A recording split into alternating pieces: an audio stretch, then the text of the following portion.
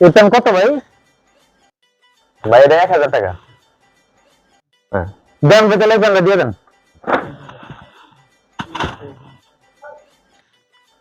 রং ভাই। ভাই টাকাটা ঠিক আছে?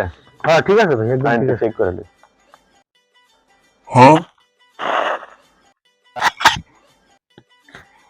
ভাই 1000 টাকা দিলাম, টাকা দেন।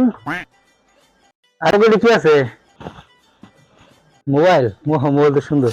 আচ্ছা ঘড়িটা দিই, ঘড়িটা তো সুন্দর, দেই ঘড়িটা দেন তো ভাই। ক্যাশে কি আছে দেই? ভালো ঠিক আছে।